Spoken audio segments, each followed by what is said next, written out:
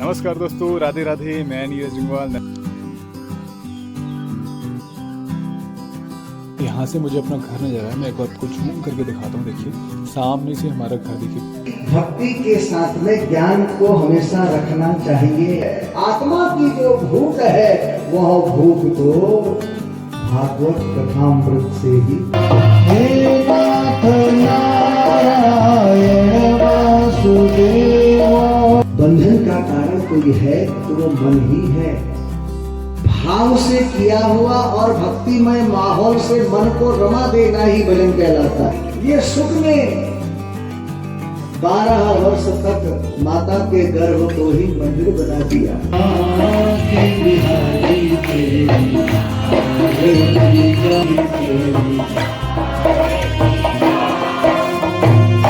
जय जय श्री राधे, जय जय श्री राधे। नमस्कार दोस्तों, राधे राधे। मैं नीरज जंगवाल नंदन कानन होम स्टे मुक्तेश्वर से आप सभी का हार्दिक स्वागत करता हूँ अपने YouTube channel Nandan Kanan home stay में। तो आज हम जा रहे हैं यहाँ से श्री नागेश्वर धाम, जहाँ पे श्रीमद् भागवत कथा चल रही है और आज द्वितीय दिवस है श्रीमद् भागवत कथा का। तो अभी करीब 12 बज रहे हैं और मेरे ख्याल से कथा प्रारंभ हो जाएगी 12:30 या 1 बजे से कथा प्रारंभ हो जाएगी, क्योंकि द्वितीय दिवस है। तो द्वितीय दिवस में कथा का ही मेन रहता है। प्रथम दिवस में थोड़ा सा और जो अन्य कार्य होते हैं उनमें थोड़ा सा समय लग जाता है। तो यहाँ से हम चल रहे हैं और आपको भी श्रवण कराएंगे दिव्य भागवत कथा का। तो चलिए चलते हैं, बने रहिए हमारे साथ में, पूरी वीडियो को एंजॉय कीजिए।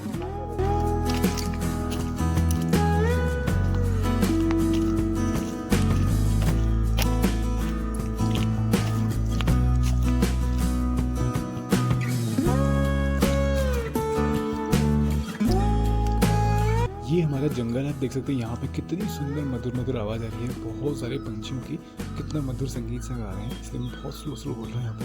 तो चलिए यहाँ से आगे बढ़ते हैं। कितना सुंदर और मनोरम दृश्य यहाँ पे लग रहा है। चलिए यहाँ से आगे बढ़ते हैं अपनी कथा के पंडाल की तरफ, नागेश्वर धाम की तरफ।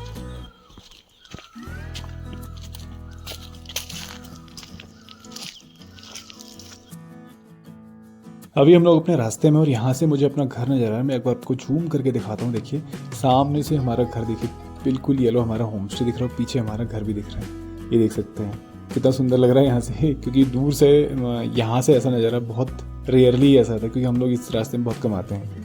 तो अभी हम लोग चल रहे हैं यहाँ से नागेश्वर मंदिर के लिए। आज हम दूसरे रास्ते जा रहे हैं। यहाँ देख सकते हैं संतरे लगे हुए हैं। ये है माल्टा पहाड़ का, देखिए आपको एक बार जूम करके दिखाता हूँ। देखिए कितने सारे लगे हुए इस पेड़ में। बहुत ही लाजवाब टेस्ट होता है इनका, मतलब जो ऑरेंज मार्केट में मिलता है ना उससे बिल्कुल डिफरेंट और एकदम लाजवाब टेस्ट होता है। तो अब हम बढ़ रहे हैं यहाँ से आगे। ये छोटी सी पगडंडी है जो यहाँ से जाती है मंदिर के लिए, क्योंकि मंदिर के लिए बहुत सारे रास्ते हैं यहाँ से। तो जितनी धारें हैं ना उतनी धार से रास्ते जाते हैं। तो आज हम जा रहे हैं दीवारी वाली धार से। तो चलिए आगे बढ़ते हैं, मंदिर में पहुँचते हैं, फिर आपको दिखाते हैं और श्रवण कराते हैं आज की श्रीमद् भागवत कथा। गतानुगतियों को जैसा दूसरा करता है उसको देखा देखी करने का प्रयास करते हैं। तो चलिए आप भी आनंद लीजिए। श्रीमद् भागवत कथा का द्वितीय दिवस की कथा प्रारंभ हो रही है। पूजा की कुछ विधाएं हैं।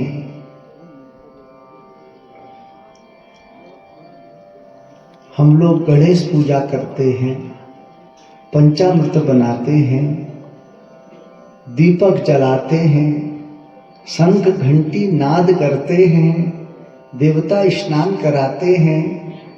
तो कैसे कैसे विधि से पूजा होनी चाहिए, किस किस विधि से पूजन होना चाहिए, यही तो ज्ञान है। कुछ लोगों के पास केवल भक्ति होती है, ज्ञान नहीं होता। लेकिन ज्ञान को शामिल करना है। भोजन करते हो, भोजन के से पहले अपने पास जल का पात्र होना जरूरी है। अब भोजन कस बोल के और एक बात खिसान है कि पानी कहूँ ले कब जाला इसे पहले पानी धरण चाहिए। ऐसे ही भक्ति के साथ में ज्ञान को हमेशा रखना चाहिए। और बगैर भक्ति ज्ञान के कहीं जाती भी नहीं है। जो केवल भक्ति को साथ में ले जाते हैं तो समझ लीजिए वो अंधी भक्ति है, उसका कोई लाभ नहीं है। ज्ञान को रखना नितांत आवश्यक है। ढोलक बज रही है, ढोलक बजा रहे हमारे वाद्य वक्ता, लेकिन हम भी बजाते हैं, हम तो खाली पीटेंगे, हमें तो आता ही नहीं। भाई तुम बजाते हो तो हमने तुमको देखा, देख के हम भी बस पीटने लगे ढोलक को। पीटना ही तो है, लेकिन उसके साथ जब ज्ञान होगा तो उसमें से स्वर का नाद होगा, उसमें से स्वर निकलता है। जैसे हारमोनियम है, आप भी बजा दोगे, क्या करना उसमें देखा देखी, एक हाथ से वो पंखे को घुमाना है और उसको ऐसे ऐसे ऐसे करना है, बटन दबाते रहने हैं उसमें। तो वो केवल भक्ति है। उसके साथ ज्ञान कब होगा? जब उसमें से स्वर निकले। उसी प्रकार से, और जब ज्ञान आपके पास आ जाता है तो ज्ञान वैराग्य, ज्ञान के बिना वैराग्य नहीं है। और ज्ञान आपके पास आ गया तो वैराग्य अपने आप आ जाता है। वैराग्य का मतलब फिर इस संसार के विषयों से अनासक्ति होती है, वैराग्यता की तरफ जीव जाता है। और जब वैराग्यता की तरफ जीव जाता है तो एक भाई और पैदा हो जाता है, उसका नाम है त्याग। समझ रहे? फिर पूर्ण रूप से हम त्याग करते हैं इस सांसारिक वासनाओं का, इन विषयों का, जो इन माया का जब त्याग हो जाता है तो जीव उस परम तत्व की 10वीं परिस्थिति में पहुंच जाता है। तो यहां पर भागवत में लिखा है, कृष्ण प्राप्ति कर्म सस्वत तद्वदाधुनः, तो उसे कृष्ण की प्राप्ति हो जाती है, उसे भगवान की प्राप्ति हो जाती है, उसे गोविंद की प्राप्ति हो जाती है। और इसी का नाम है भागवत। भक्ति देखो, भव से भक्ति, गौ से ज्ञान, वो से वैराग्य, और तो से बोलो त्याग। लेकिन यहां पर केवल भक्ति से काम नहीं चलेगा। भक्ति तो जवान है, लेकिन उसके दो जो पुत्र हैं वो वृद्धावस्था को प्राप्त हैं, उनको भी तो जवान होना है। उसके लिए एक परम विश्लेषण करता परम तत्व की आवश्यकता होती है, जो नारद जी में है। नारद जी एक ज्ञान की मूर्ति हैं, सद्गुणों की मूर्ति है नारद जी। तो नारद जी ने प्रयास किया, लेकिन ज्ञान वैराग्य का वृद्धावस्था दूर नहीं हुई। आज सनत कुमार उससे यही कहते हैं कि मैंने बहुत प्रयास किया तो उनकी मूर्छा दूर नहीं हुई। तो एक आकाशवाणी हुई, कोई सत्कर्म करो। तो आज मुझे आपका दर्शन हुआ और मैं वो सत्कर्म क्या है, क्या सत्कर्म करूं जिससे भक्ति देवी की कष्ट की निवृत्ति हो। तब यहां पर सनत कुमार कहते हैं नारद कि सत्कर्म सूचको नूनम ज्ञान यज्ञ स्मृतो बुधई श्रीमद् भागवतालाप सतो गीतः सुखादिभिः। सत्कर्म सूचको नूनम, देखो नारद, ज्ञान वैराग्य के बुढ़ापे को दूर करने का, भक्ति देवी के कष्ट की निवृत्ति करने का सर्वोत्तम साधन यदि कोई है तो श्रीमद् भागवता लाभ सतु गीतः सुखादिभिः, सुख गाथा जिसको कहा गया। तो उदर की जो भूख है वो तो भोजन से ही या फल से ही मिटती है। उसी प्रकार से यह हृदयात्म की जो भूख है, आत्मा की जो भूख है, वह भूख तो भागवत कथामृत से ही मिटेगी। वो फल जो है वो श्रीमद् भागवत है, उस वही सर्वश्रेष्ठ साधन है। नारद जी ने कही, ठीक है महाराज, इसको हम इस अनुष्ठान को करते। बोले कहाँ करें? बोले हरिद्वार में करो, गंगा जी के किनारे पर, आनंद नाम का तट। नारद जी ने व्यासपीठ बनाई, सनत कुमार बैठे और स्वयं नारद जी जजमान बन गए। भक्ति देवी की और ज्ञान वैराग्य के लिए आसन लगा दिए, हजारों संतों की भीड़ लगने लगी और सनत कुमार बन गए वक्ता। भक्ति देवी भी अपने दोनों पुत्रों को लेकर के वहां पहुंच गई, किसी को दिखाई नहीं दे रही है।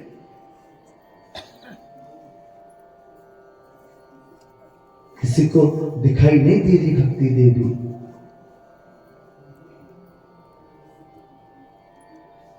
और सनत कुमार का भगवान एक बात पूछनी है। बोले कोई ज्ञानी व्यक्ति भागवत जी का आश्रय ले, उसे मोक्ष की प्राप्ति हो, इसमें कोई आश्चर्य नहीं है।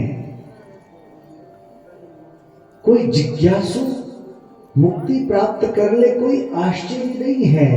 लेकिन क्या ये मानवः पाप कृतस्तु सर्वदा, क्या कोई ऐसा व्यक्ति जिसने अपने जीवन में कभी भी कोई सत्कर्म किया ही ना हो, ना दान किया हो, ना उसने भक्ति आराधन किया हो, ना उसने कभी किसी प्रकार से कोई धर्म सेवा की हो, जिसकी प्रवृत्ति हमेशा पाप कर्म में ही लगी रही,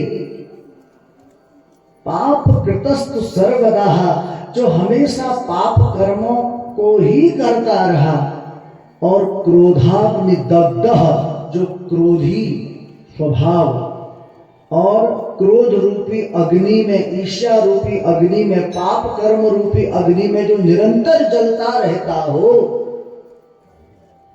उसकी यदि मृत्यु हो जाए तो उसकी सदगति भी क्या भागवत के द्वारा हो सकती है? क्या ऐसे पापी व्यक्तियों की भी सदगति, उसके जीवन में परिवर्तन आ सकता है भागवत कथा से?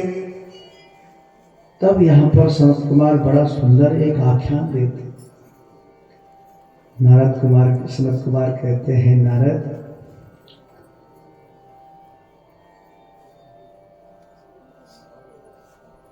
पाप कर्म करते करते यदि मृत्यु हो जाए और वह अधोगति को प्राप्त हो जाए, उसके निमित्त भी यदि कोई भागवत कथा श्रवण कर ले तो निश्चित ही उसको सद्गति की प्राप्ति होती है। और पापी व्यक्ति भागवत कथा का आश्रय ले ले तो निश्चित ही उसके जीवन में परिवर्तन आ सकता है। और इस विषय में बताया कि तुंगभद्रा तटे पूर्वम उत्पन्न नगर उत्तमम यत्नवर्णा स्वधर्मेण सत्य सत्कर्म तत्परः। तुंगभद्रा नदी के पास एक उत्तम नगर है। तुंगभद्रा नदी आज भी है कर्नाटका में, बेंगलोर के पास, आप मेडिकेरी के पास जाइए तो वहां पर तुंगभद्रा नदी आज भी है। और यदि देखा जाए तो तुंगभद्रा हमारा ये शरीर ही तो है, ये शरीर भी तो नदी है। और इसी नदी के पास अगर हम उत्तम नगर की बात करें तो इसमें उत्तम नगर हमारा हृदय मान लो। और इसमें अनेक प्रकार के जो ब्राह्मण देवता रहते हैं, जो पूजा पाठ धर्म तत्परः, जो धर्म परायण में निपुण हैं, तो इनमें जो हमारे हृदय के पास अनेक प्रकार की अंतड़ियां हैं, उनको आप ब्राह्मण समझ लीजिए। समझने की बात है। वैदिक भाषा में, वैदिकता में अगर आप जाएंगे तो तुंगभद्रा को यह शरीर मानिए, उत्तम नगर को हृदय समझ लीजिए, नेत्र, चक्षु, कर्ण, ये सब वेदों के ब्राह्मण, इनको समझ लीजिए। तो इसी उत्तम नगर में एक और ब्राह्मण रहता है, उस ब्राह्मण का नाम है आत्मदेव। ध्यान देना, आत्मदेव का मतलब होता है आत्मत्व देव दर्शनम, जिसको आत्मबोध हो गया हो। बोध माने होता है ज्ञान।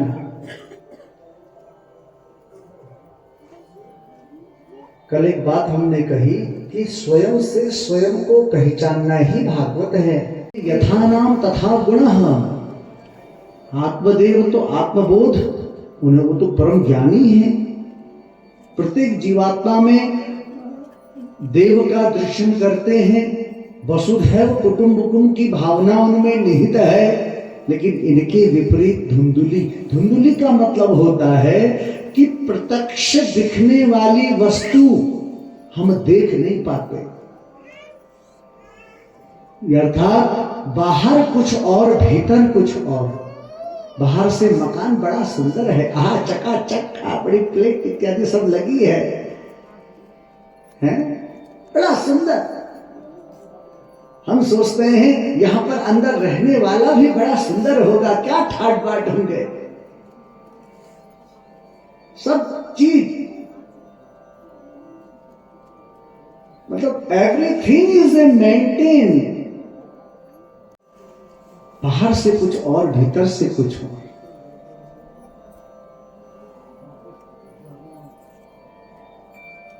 पतिदेव चले गए तो कभी लड़ाई करना, झगड़ा करना, पड़ोस में गाली गलौज कर देना। पतिदेव आ गए तो यह बराबर भल पे भेद होते, बड़ी श्रेणी मिल रहे वो मुझे। हाँ है। तो नाम धुंधुली है। धुंधुली का एक अर्थ और बताऊं, वो है कपट, कपटी। मतलब ऐसा सोचो जो बनावटीपन करता है। मतलब भगवान ने जैसा हमें बनाया है हम वैसा ही बने।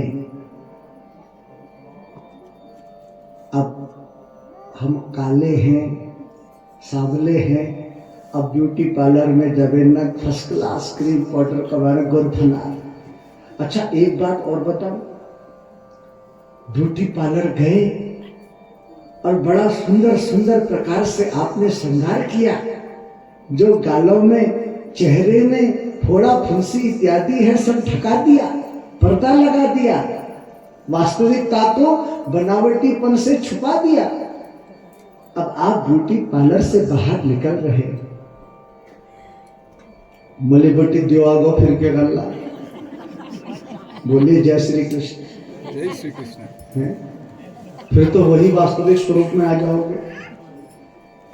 निर्मल मन जन सो मोहि पावा, मोहि कपट छल छिद्र न भावा, मोहि कपट छल छिद्र न भावा। निर्मल मन जन सो मोहि पावा, निर्मल मन जन सो मोहि पावा, मोहि कपट छल छिद्र न भावा, मोहि कपट छल छिद्र। भगवान को कहते हैं जिसका मन निर्मल है, जिसके मन में कोई भी राग नहीं है, कोई द्वेष नहीं है, जिसका मन निर्मल है, गंगा जी की तरह पवित्र है, साफ स्वच्छ, जिसमें कोई कपट नहीं है, कोई ईर्ष्या नहीं है, सो मोहि पावा, मोहि कपट छल छिद्र न भावा। मैं ये बनावटीपन को नहीं देखता। एक दिन एक व्यक्ति ने कुछ व्यंग्यात्मक शब्द कह दिए, जिस कारण आत्मदेव बड़े दुखी हो गए। ऐसे ही कटाक्ष शब्द आत्मदेव को लगे। आत्मदेव वन में गए, एक संत का दर्शन हुआ और संत ने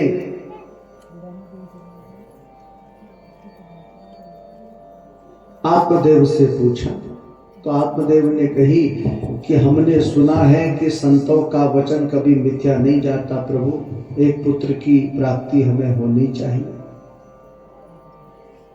आप हमें ऐसा आशीर्वाद दीजिए कि हमारे घर में पुत्र हो।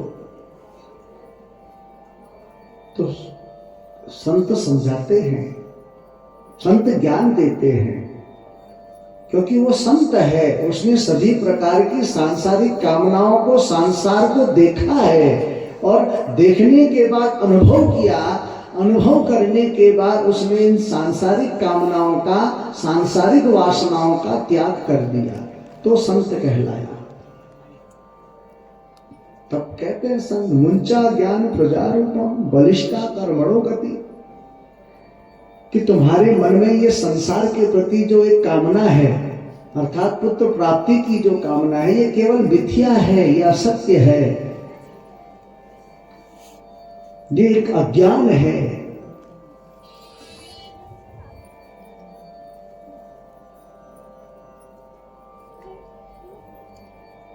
पुत्र नहीं है, परमात्मा की बड़ी कृपा समझो।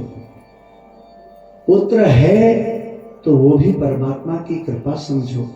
पुत्र होने के बाद मर गया तो ये भी परमात्मा की कृपा समझो। लेकिन पुत्र होने के बाद यदि कुपुत्र निकल गया तो फिर पुत्र नहीं है, कुछ समय रोते हैं। पुत्र होने के बाद मर गया तो एक दो दिन कुछ महीना रोना होता है, लेकिन पुत्र कुपुत्र हो गया तो फिर जिंदगी भर का ही रोना हो जाता है। बोलो जय श्री कृष्ण। जय श्री कृष्ण। जैसी ममता हम संसार से करते हैं, वैसी ममता हम यदि गोविंद से करें तो कल्याण हो जाए। तो संत कहते हैं पंडित जी, आपके मन में जो केवल ये पुत्र की कामना है, ये अज्ञान है। मुंचा ज्ञानम प्रजारूपम। लेकिन आत्मदेव कहाँ मानने वाले। तो आत्मदेव को संत ने एक फल दिया और कहा, जाकर के अपनी पत्नी को खिला देना और निश्चित तुम्हारा एक पुत्र होगा। अब आत्मदेव बड़े प्रसन्न है और उस फल को लेकर के अपनी पत्नी के पास गए और सारे नियम बता दिए और इस फल को खा लेना। आत्मदेव चले गए अपने और कार्य में। अब वो पत्नी फल को देखने लगी धुंधुली, बोली अगर मैंने फल खा लिया तो कहीं पेट में गर्भ ठहर गया तो मेरा तो नाचना गाना कूद इधर उधर उछल कूद करती हूँ सब बंद हो जाएगा।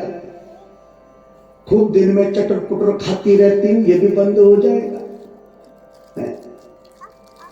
कितना बड़ा बड़ा पेट लेके मैं कहाँ जाऊंगी, कहाँ कूदूंगी। धुंधुली है ना, बनावटीपन है। इसने सहेली को बुलाया, बोली देख तेरे 5 पुत्र पहले से हैं, एक पुत्र तेरा और होने वाला है। जब तेरा एक पुत्र यह हो जाए तो तू इसको मुझे दे देना, मैं इसके बदले में तुझे बहुत सारा धन दूंगी। दोनों में राय मशवरा हो गया। पता ना, संगति का भी एक असर होता है। लोभस्य पापस्य कारणम। और लोभ तब होता है जब अहंकार होता है। अभिमान बढ़ता है तो लोभ भी बढ़ता है, और लोभ बढ़ता है तो फिर धीरे धीरे क्रोध भी बढ़ता है।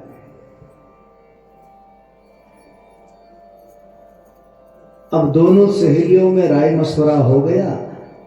अब वो फल खाने से पुत्र हो पुत्री हो तो इसकी परीक्षा क्या करें, तो उन्होंने उस फल को गाय को खिला दिया।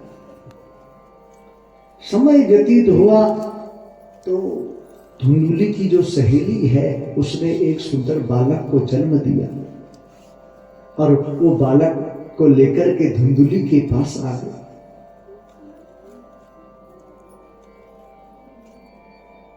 आत्मदेव को पता चले कि मुझे पुत्र हुआ है, बड़े प्रसन्न हुए आत्मदेव, बहुत प्रसन्न है। और मन में विचार किया कि मेरा पुत्र हुआ है, मेरा नाम आत्मदेव, मैं इसका नाम परमात्मा देव रखूंगा, अच्छे संस्कार दूंगा, ऐसा विचार। लेकिन अपने सोच से कुछ होता नहीं। आत्मदेव धुंधुली का बड़ा सम्मान करते हैं। आज आत्मदेव ने धुंधुली से कही हमारे पुत्र हुआ है, इसका नाम हम परमात्मा देव रखेंगे। धुंधुली ने कही ना जी ना, सारी मेहनत करें हम और नाम रखो तुम, नहीं, इसका नाम तो हमारे नाम से ही होगा। मेरा नाम धुंधुली है और मैं इसका नाम रखती हूँ धुंधकारी। तो कभी कभी पतिदेव कहते हैं हो जे तेरी इच्छा तो कर,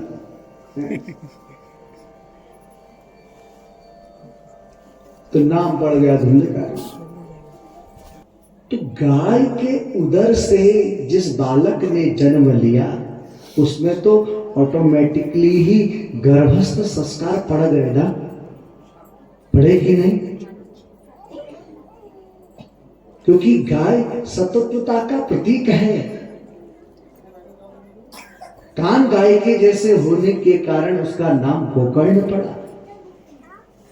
और देखो गर्भस्थ संस्कार प्राप्त हुए और संगति भी आगे ऐसी मिली, विद्वत जनों की संगति, संतों की संगति, आध्यात्मिक वैदिक संस्कृति, ऐसी संगति गोकर्ण महाराज को प्राप्त हुई। और धुंधकारी को जैसी धुंधुली का आचरण है वैसे ही धुंधकारी को संगति भी मिली। ये धीरे धीरे जुआ खेलने लग गया। अंठी खेलता था पहले, अंठी के बाद जुआ खेलने लग गया, धीरे धीरे धीरे करते हुए मदिरा पान करने लग गया। संगति का भी जीवन में बड़ा विशेष महत्व है प्यारे। साथ जैसी सोसाइटी वैसी वैरायटी, ये भी कहा गया है। और जिस कारण वर्णन आता है, सनत कुमार कहते हैं नारद जी से कि गोकर्ण पंडितो महाज्ञानी धुंधकारी महाखला। पिता के द्वारा पिता हुआ पुत्र और गुरु के द्वारा डांटा हुआ शिष्य, ये कभी भी कहीं चले जाए कभी मात नहीं खाते। बोलो जय श्री कृष्ण। जय श्री कृष्ण। आत्मदेव को पता चला कि मेरे घर में तो कुपुत्र हो गया।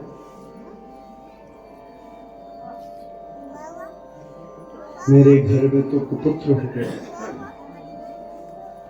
आज रुदन करते, आज वो संत की बात याद आती है आत्मदेव को। अरे आप पछता के होत क्या जब चिड़िया चुग गई खेत, कि वो संत की बात बड़ी सुंदर कि अज्ञानता को मैंने जीवन में अपनाया, मेरा पुत्र कुपुत्र हो गया।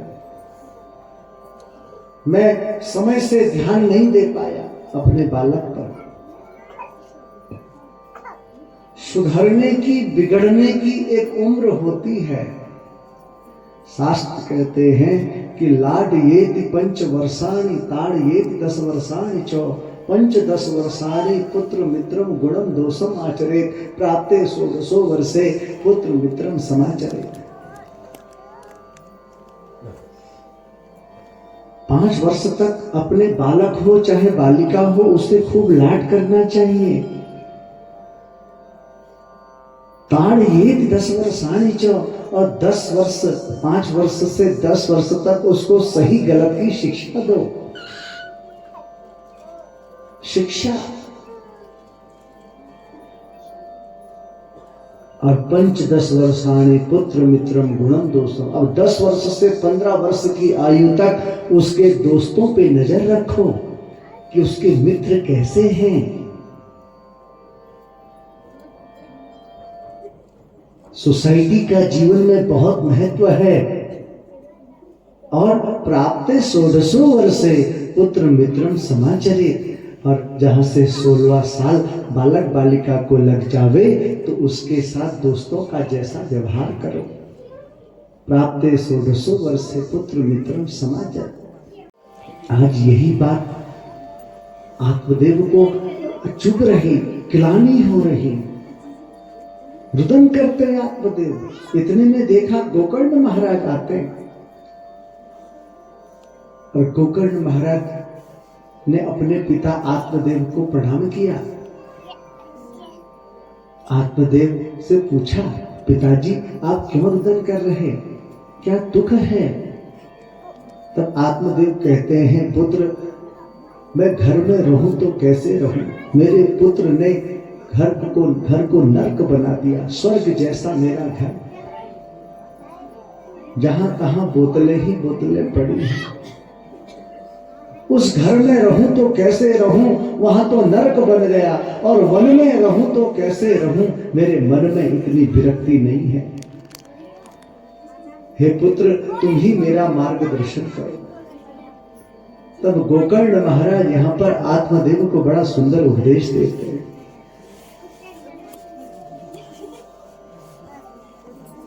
कि देहे अस्थि मांस रुधिरे अभमतिं तज्य त्वं जाया सुतादिषु सदा ममतां विमुच्य।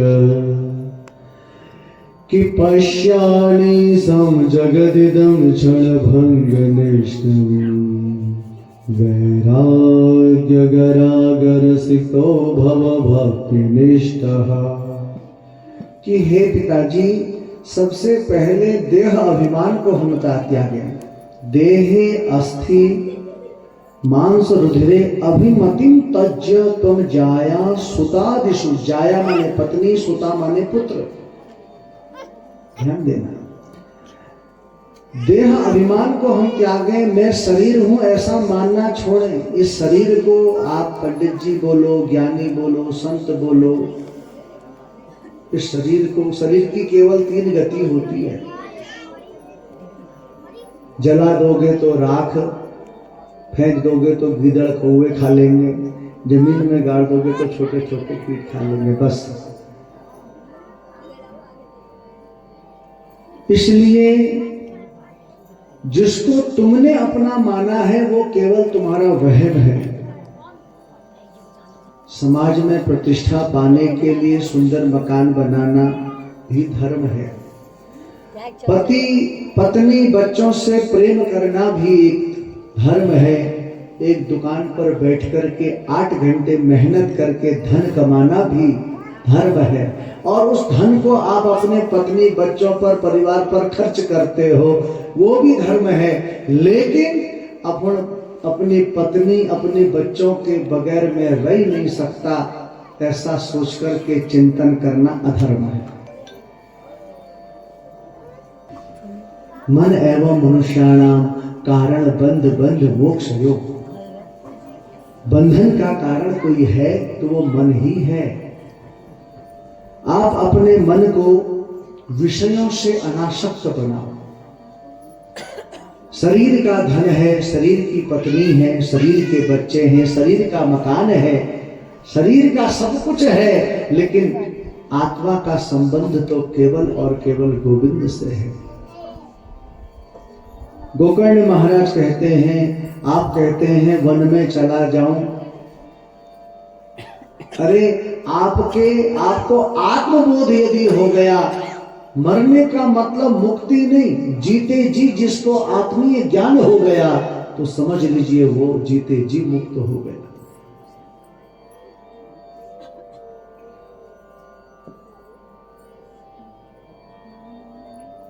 जीते जी, जब तक मन की खटपट नहीं मिटेगी तब तक आप वन में जाओ, चाहे कहीं जाओ, कहीं सत्संग में जाओ, जब तक मन का मैल नहीं मिटेगा, जब तक विषयों के प्रति आपका मन आसक्त है, जब तक विषयों से मन को अपने हटाओगे नहीं, तब तक आप में कोई विरक्ति या आप में कोई ऐसा दिव्यता नहीं आ सकती। तो यही मन की बात है। और आत्मदेव के मन में मन प्रमुदित हो गया और उसी समय घर का त्याग किया और वन में गए। श्रीमद् भागवत के 10वें स्कंध का पाठ किया और अंत तक गत्वा गोविंद को प्राप्त। अब धुंधकारी गोकर्ण महाराज फिर तीर्थ यात्रा में चले गए। अब धुंधकारी ने सोची भल भो नेगी बुर्जू, खूब कचकच करची है। अब घर में केवल धुंधकारी और धुंधुली। अच्छा, जब तक आत्मदेव जी ने संपत्ति बनाई थी तब तक तो ये धुंधकारी खूब खर्च करते गया। अब जब सब धन खत्म हो गया, समाप्त हो गया, बैंक में रखे हुए नोट भी सब समाप्त हो गए, तकिया के नीचे रखे हुए नोट भी सब समाप्त हो गए, बगस में जो ताला लगा करके धन रखा था वो भी सब समाप्त हो गया। देखो, अपने जीते जी अपनी संपत्ति का पूर्ण उपभोग करना चाहिए। अपने बच्चों को इस लायक बना दो कि वह संसार में, समाज में गर्व से अपना शीश उठा सके, उनमें कर्मठता आ जाए, कर्म करते हुए धन का संचय करें।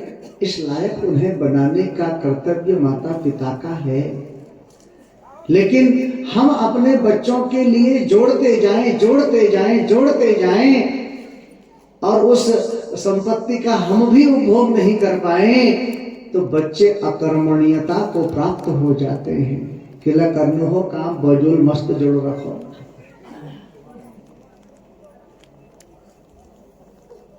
अकर्मण्यता, ये जो अकर्मण्यता है ये बहुत हानिकारक है।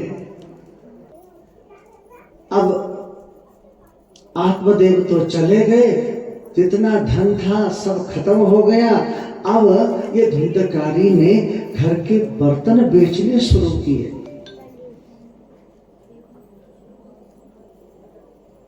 बर्तन बेचते बेचते हुए जब बर्तन भी समाप्त हो गए, अब ये अपनी मां धुंधुली को मारने लगा। बता तूने धन कहां छुपा रखा है। आज धुंधुली रो रही। देखो, भगवान के सम्मुख बनावटी पर नहीं चलता। एक ना एक दिन तो महाराज जी पछताना ही पड़ेगा। इसलिए वास्तविकता में जियो ना। क्यों बनावटीपन में जीते हो? वास्तविक सत्य क्या है? हम कहते हैं राम नाम सत्य है, वो मुर्दे को सुनाते हैं। अब वो क्या सुना लू? जीते जी जान लो कि राम का ही नाम सत्य है। जब मुर्दा चलता है कंधों में, कहते हैं राम नाम सत्य है। अब वो मर गया, वो क्या सुनता है वो? आप स्वयं इसको बोध करिए, स्वयं जानिए कि राम का ही नाम सत्य है, कृष्ण का ही नाम सत्य है। उसी सत्य के पीछे हमने भागना है, उसी सत्य को हमने पकड़ना है, उसी सत्य की पराकाष्ठा पर हमने चलना है। उसने जो सनातन बनाया है, सनातन नियम बनाए हैं, उस पर हमको चलना है, तो निश्चित कुछ कल्याण होगा। आज धुंधुली इसी बात से तो दुखित है। और देखो, कर्मों का फल हमेशा प्राप्त होता ही है। न शीयते जन्मम कोटि सतैरपि अवश्यमेव भुक्तव्यम कृत कर्मम शुभाशुभम। 100 करोड़ कोटि सतैरपि, कोटि माने करोड़, सतैरपि 100 जन्म, 100 करोड़ जन्म के बाद भी आपको अपने कर्मों का प्रतिफल तो भोगना ही पड़ेगा। इसलिए आज धुंधुली को पश्चाताप है। शुरू से ही पति की बात को मानती, अनुसरण करती, एक अच्छे संस्कार धुंधकारी को देती, आज ये दिन नहीं देखना पड़ता। रोती है, रुदन करती है, और रात के समय में इसके घर के आंगन में एक कुआं था, और उठी और उस कुएं में डूब गई, कुएं में कूद लगा दी, अपनी जीवन लीला समाप्त कर दी। अब घर में कौन बचा? केवल एक ये धुंधकारी। अब ये धुंधकारी ने इतने पाप किए, पाप कर्म में ही शुरू से ही परिणित था।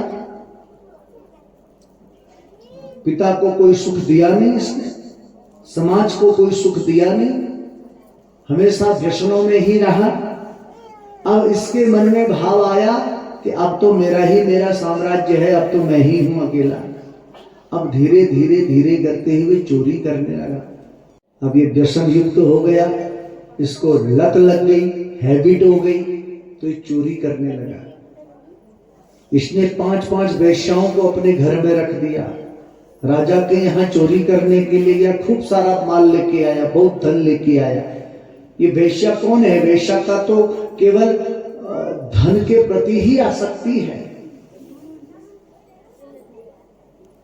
अब राजा के यहाँ से चोरी करके लाया धन, इसने धन वेश्याओं को दे दिया। तो वेश्याओं ने देखा कि भैया खूब माल आ गया है, अब राजा के सैनिक ढूंढते ढूंढते यहां पर आएंगे और इसको तो पकड़ेंगे ही पकड़ेंगे, साथ में हमें भी पकड़ लेंगे। तो इन वेश्याओं ने एक योजना बनाई। देखो, दो ने पैर पकड़े, दो ने हाथ पकड़े, एक ने गले में फांस दिया, तब भी इसकी मृत्यु नहीं हुई। इतना पापी था ये धुंधकारी। फिर एक महिला ने गले में जब फांस दिया, रस्सी बांध करके उसको कस दिया, तो इसके मुख में जलते हुए कोयले के अंगार डाल दिए, तब ये धुंधकारी की मृत्यु हुई। और वहीं उसके घर में गड्ढा खोदा, वहीं इसको दफना करके ये 5 वेश्याएं सारा धन लेकर के चले गए, जिस कारण ये धुंधकारी एक महान पिशाच योनि को प्राप्त हो गया। घर में कोई नहीं है, केवल धुंधकारी का प्रेत रहता है।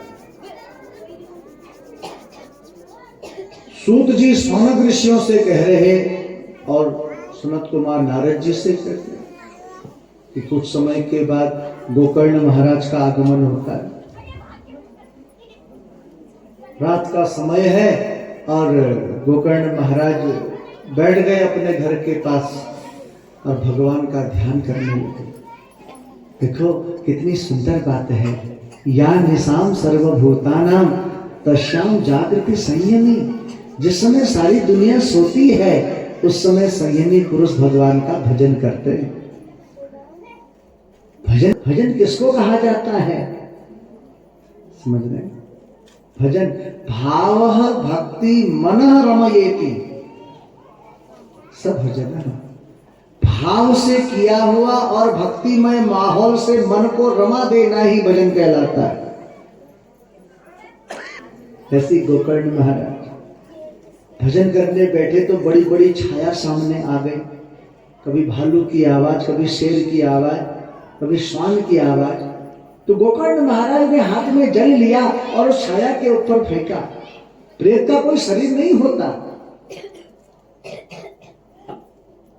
छाया के ऊपर फेंका। भैया कौन हो, क्यों इस प्रकार से भयभीत कर रहे हैं? तो उस छाया से आवाज आने लगी कि अहम भ्राता त्वदीयोऽस्मि धुंधकारीति नामतः स्वकीयेनैव दोषेण ब्रह्मणा सितं मया। अहम भ्राता त्वदीयोऽस्मि। अरे भ्राता, मैं तुम्हारा भाई हूं, मेरा नाम धुंधकारी है। स्वकीयेनैव दोषेण, अपने ही किए द्वारा अपने ही कर्मों की सजा भुगत रहा हूं। और आप जैसा भाई हो, परम तेजस्वी विद्वान, उसका भ्राता एक पिशाच योनि में ऐसे पड़ा रहे।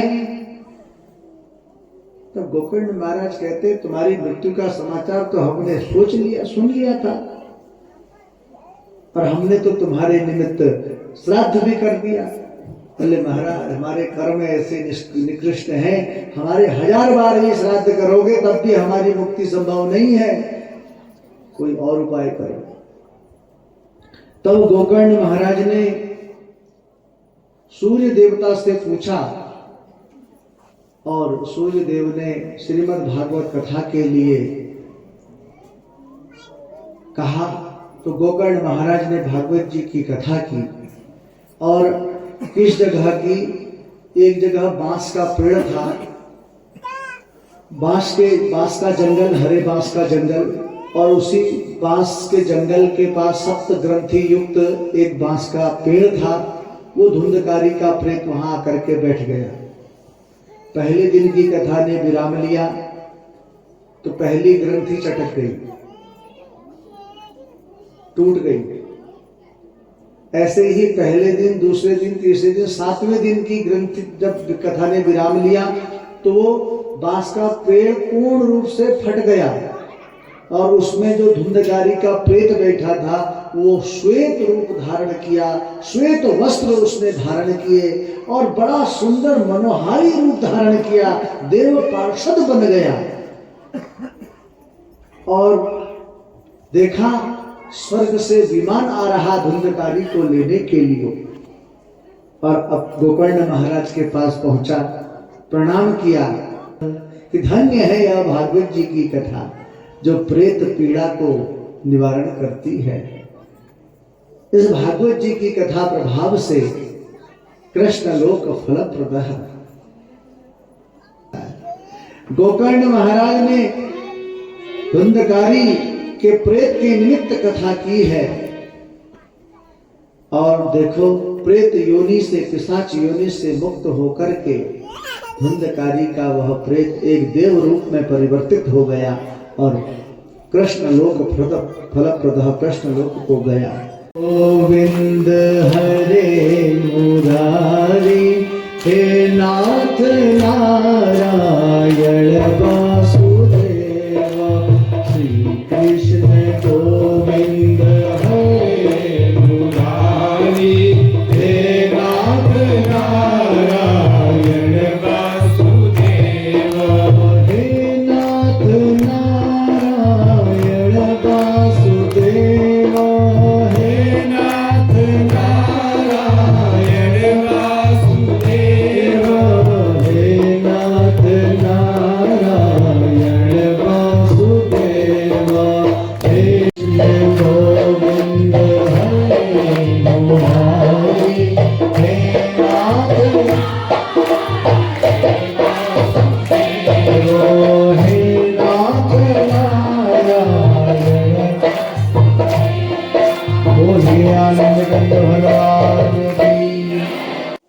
कि भागवत धर्म का प्रचार होना है तो एक लीला हुई। गोलोक धाम देखो, आज गोलोक धाम जो है हम लोग उसको वृंदावन कहते हैं, और वहां पर जो एक सुख है, सुख हम एक जीवात्मा को लेते हैं, वो आनंद रस के सागर में डूबा हुआ है।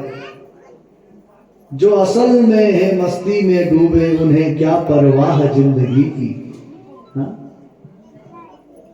जो परम मस्त हैं उस भक्ति रस में डूबे हुए हैं,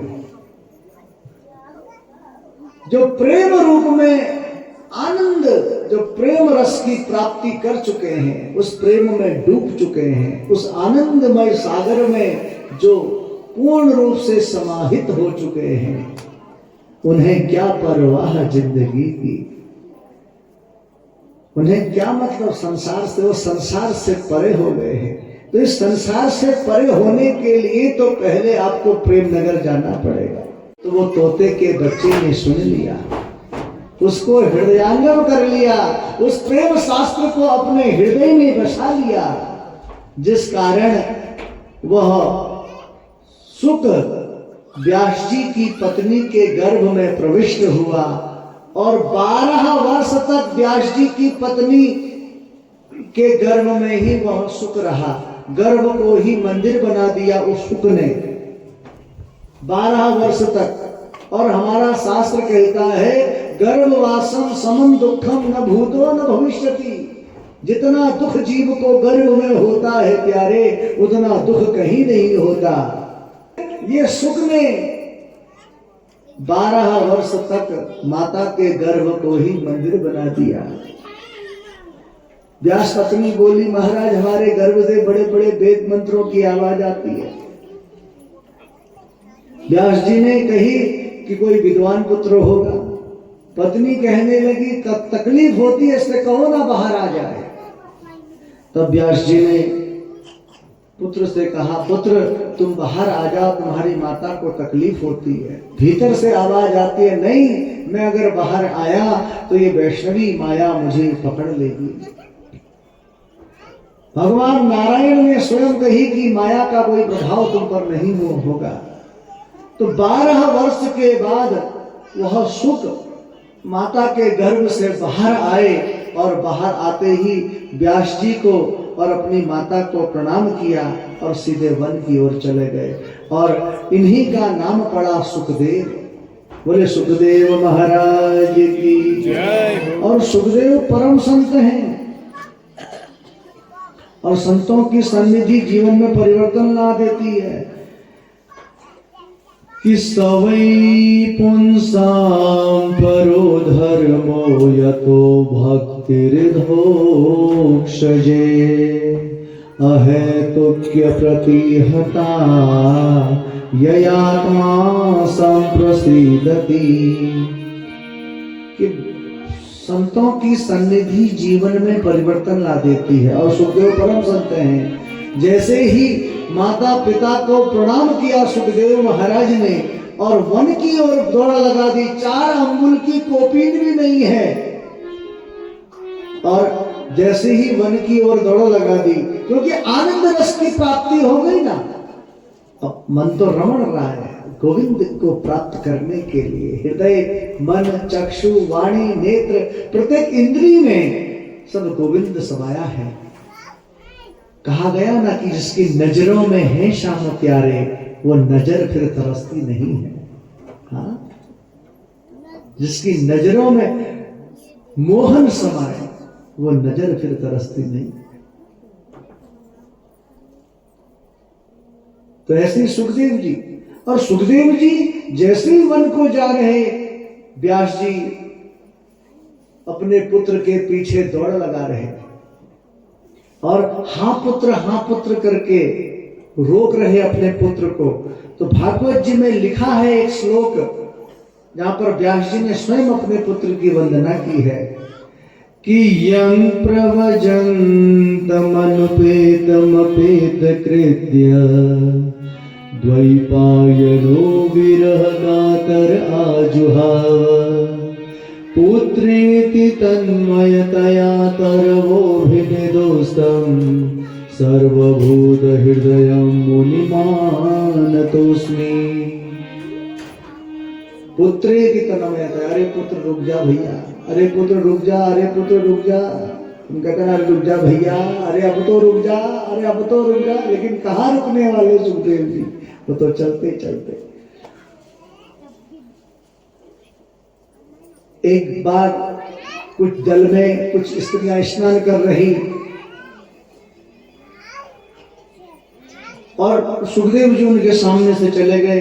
व्यास जी आ रहे तो उन स्त्रियों ने थोड़ा लज्जा महसूस हुई उन्हें। तब व्यास जी ने कही, अभी मेरा पुत्र यहां से गया, आप देखो, उसको देख करके तुम्हें लज्जा नहीं हुई और मैं इतने वर्ष का वृद्ध, मुझे देख करके शर्मा रही हो, मुझे देख करके लज्जित हो रही हो।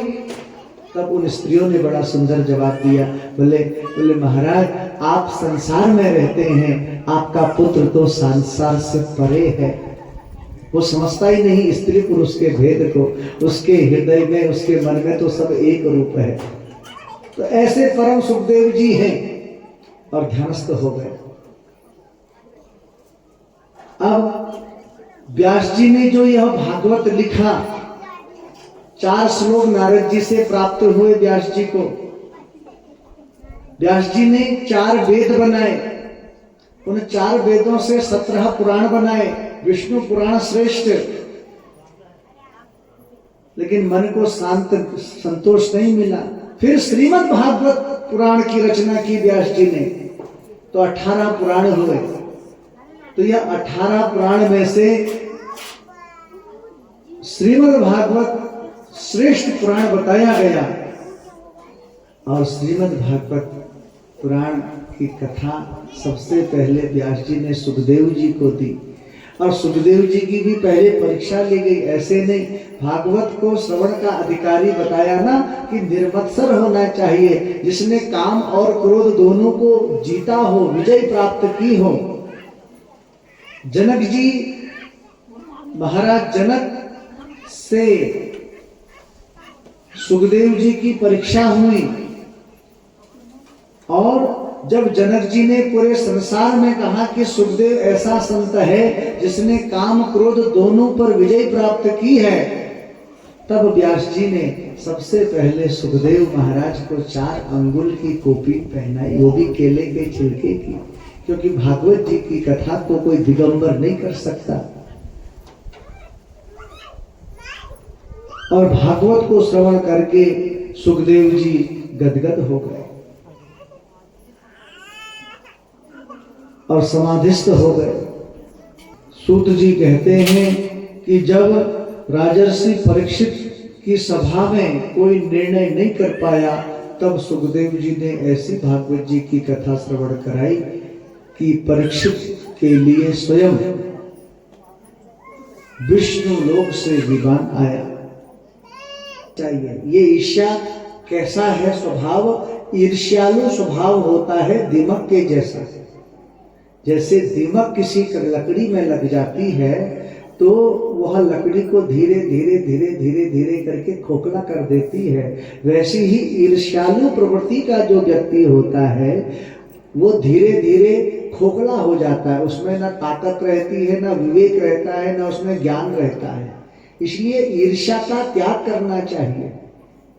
एक दुर्जन व्यक्ति और सर्प में क्या अंतर है, ये बात आ रही। दुर्जनस्य च सर्पस्य वरम सर्पो न दुर्जनः।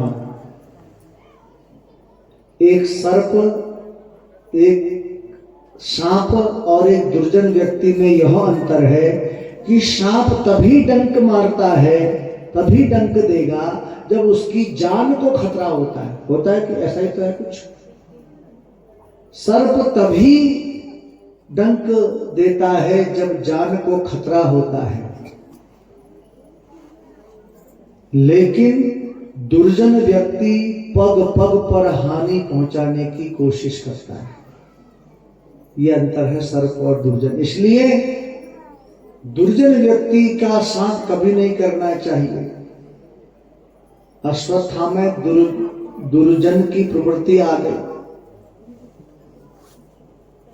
और इसने उत्तरा के गर्भ की ओर अस्त्र चला दिया। तो उत्तरा ने कृष्ण की शरणागति ग्रहण की कि पाही पाही महायोगिन देव देव जगतपते, कि मुझे बहुत कष्ट हो रहा, मेरी रक्षा करो, मुझे अपनी परवाह नहीं है, लेकिन ये जो ब्रह्मास्त्र है, मेरे गर्भ में जो शिशु है उसकी रक्षा करो। अपनी परवाह नहीं है मुझे, मेरे गर्भ में जो शिशु है उसे बचा लो कन्हैया। और भगवान एक रूप से गर्भ में प्रवेश हो गए और ब्रह्मास्त्र के प्रभाव को निस्तेज कर दिया। और कुंती ये सब देख रही, कुंती समझ नहीं पाई पहले, लेकिन आज समझ में आया कि ये तो योगेश्वर कृष्ण है, ये तो परमेश्वर है। चरण पकड़ लिए, आज मेरे वंश को निर्वंश होने से आपने बचा लिया, मुझे वरदान दो। क्या वरदान चाहती हो बुआ जी? भगवान ने कही, बोले विपदः सन्तु न सस्वतत्र तत्र जगत गुरु, कि भगवान मेरे को हमेशा एक के बाद एक दुख मेरे जीवन में आते रहे। बोले क्यों? अब तो आपके सुखद दिन हैं, आपके ये जो पुत्र हैं ये सब सम्राट हैं। आपने पहले दुख कम सहे तो अब दुख मांग रही हो।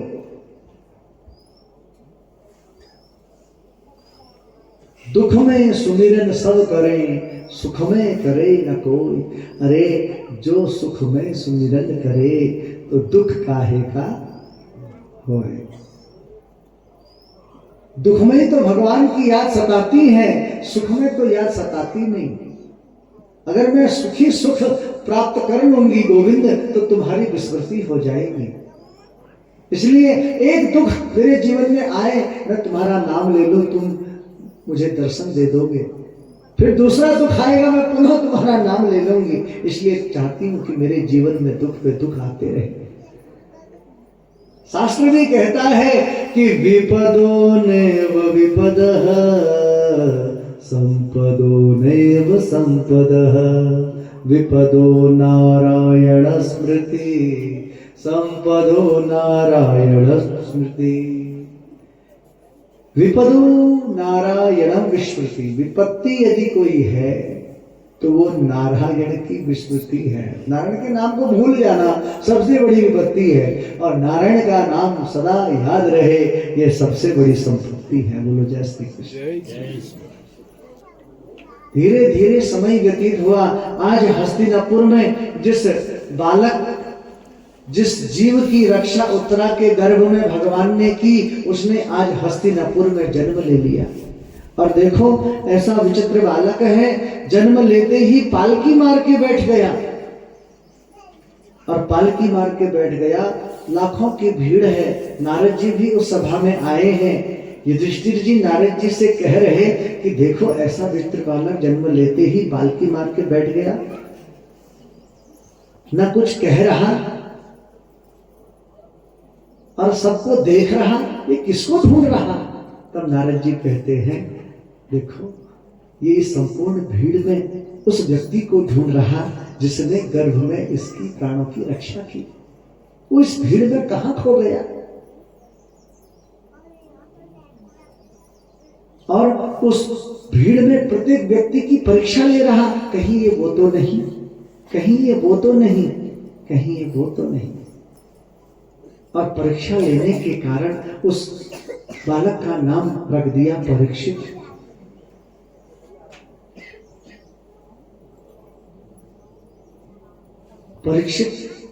परीक्षित ऐसे राजा हैं जिन्होंने जन्म लिया बाद में और दर्शन कर लिया पहले।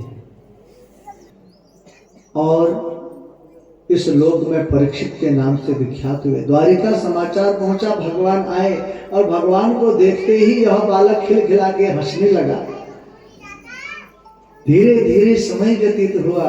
द्वापर युग के अंतिम सम्राट कहे गए हैं परीक्षित महाराज। ध्यान देना, परीक्षित महाराज का राज्याभिषेक हुआ, इनका विवाह हुआ, इनके 4 पुत्र हुए।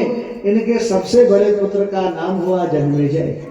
कृष्ण गोविंद हरे मुरारी, हे नाथ नारायण वासुदेव। श्री कृष्ण गोविंद हरे मुरारी, हे नाथ नारायण वासुदेव। श्री कृष्ण गोविंद हरे मुरारी, हे नाथ नारायण वासुदेव। हे नाथ नारायण वासुदेव। हे नाथ नारायण वासुदेव। हे नाथ नारायण वासुदेव। श्री बांके बिहारी तेरी आरती गाओ, बांके बिहारी तेरी आरती गाओ, बांके बिहारी तेरी आरती गाओ, कुंज बिहारी तेरी आरती गाओ। आरती गाओ प्यारे आपको मनाओ।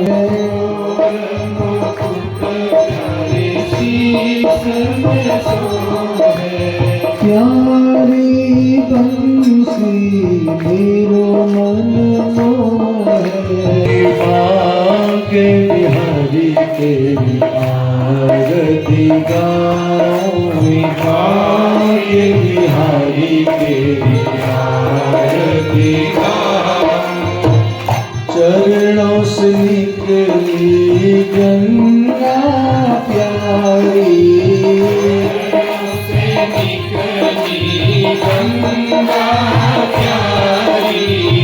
चरणों से निकली गंगा प्यारी भाग्य बिहारी तेरी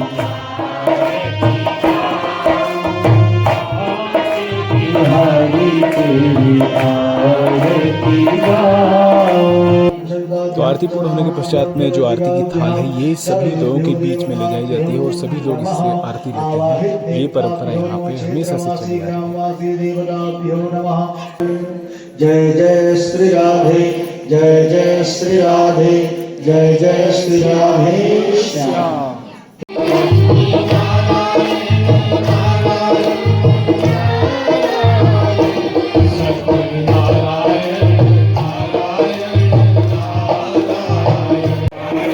तो आज द्वितीय दिवस की कथा विराम ले चुकी है और अब यहाँ पे कीर्तन सत्संग चल रहा है। सभी भक्त देख सकते हैं कीर्तन में आनंद ले रहे हैं और आप भी आनंद लीजिए आज के सत्संग में।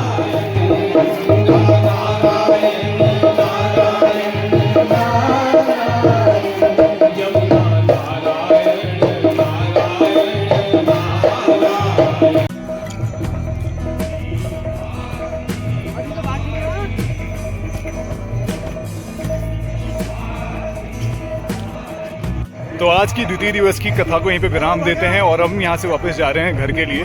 तो एक्चुअली अभी कीर्तन चल रहा है और कीर्तन अभी पूरी रात्रि भर चलेगा क्योंकि आज से भक्तों की संख्या बढ़ रही है क्योंकि प्रथम दिवस में थोड़ा सा कम भक्त रहते हैं। तो आज द्वितीय दिवस की कथा बहुत ही मनोरम कथा रही और इसके बाद कल तृतीय दिवस की कथा होगी तो कल मिलेंगे कथा में। तो उम्मीद करता हूँ आपको आज की ये ब्लॉग पसंद आया होगा, कथा पसंद आई होगी और कथा पसंद है तो इसको लाइक कीजिए, शेयर कीजिए और कमेंट कीजिए। और यदि आप चैनल में नए हैं तो प्लीज़ चैनल को सब्सक्राइब कीजिए और बेल आइकन प्रेस करना मत भूलिए। बेल आइकन प्रेस कीजिए ताकि कोई भी हमारा नया ब्लॉग रिलीज होता है तो नोटिफिकेशन के माध्यम से आपको मिल जाएगा। तो हमेशा से हमारे साथ ऐसे बने रहने के लिए आपका बहुत बहुत धन्यवाद। मिलते हैं नए ब्लॉग में, तब तक के लिए राधे राधे।